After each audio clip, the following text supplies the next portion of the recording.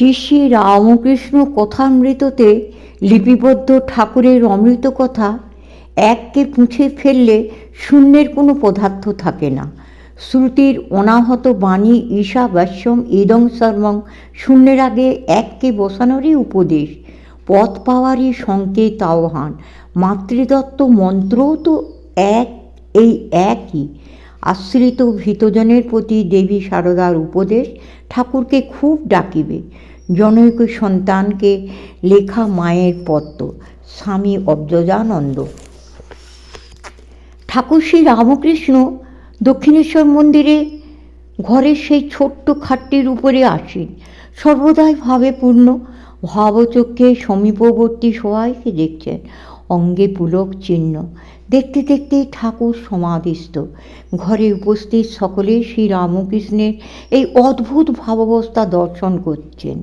কিঞ্চিৎ প্রকৃতস্থ হয়ে অনেক কথার মধ্যে এই কথাটিও বেশ স্পষ্ট করেই বললেন, জীব জগৎ চতুর্বিংশতি তত্ত্বময় এই সংসার তাকে নিয়েই। তিনি আছেন বলেই সব আছে, তাকে বাদ দিলে সব কিছুই শূন্য, থাকে না কিছু। তিনি বিহীন জগৎ সংসার কেবলই শূন্য, শুধুই বিড়ম্বনা, মিথ্যা। শ্রী রামকৃষ্ণ কথামৃত চতুর্থ ভাগ প্রথম খণ্ডে তৃতীয় পরিচ্ছেদে একটি অনবদ্য চিত্র অঙ্কন করেছেন শ্রীম। তা থেকে সঞ্চয়ন করে আমাদের এই চিত্তাংশ পরিবেশিত। কিন্তু আরও কিছু অমৃত কথা সেখানে লিপিবদ্ধ আছে।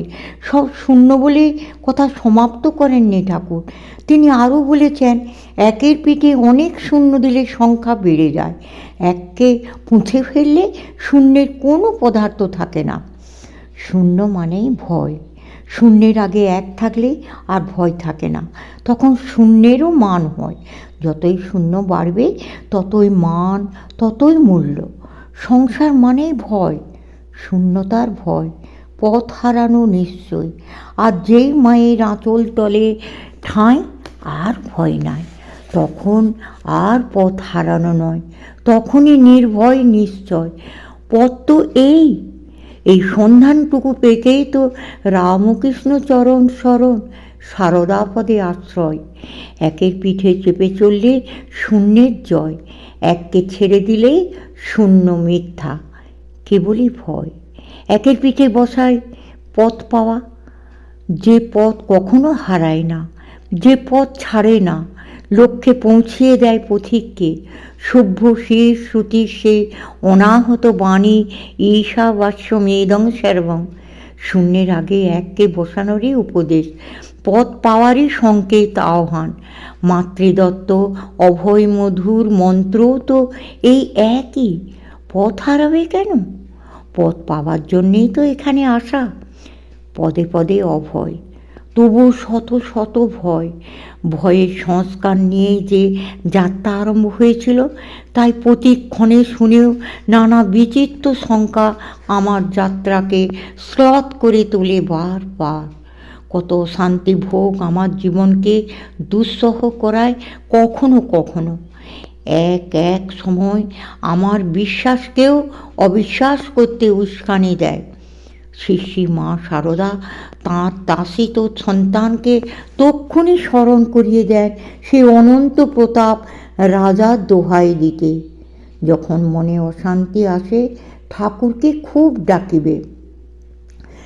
যদি দেখো পথে ভয়েরি আকার, প্রাণপণে দিও দোহাই রাজার, সে পথে রাজার প্রবল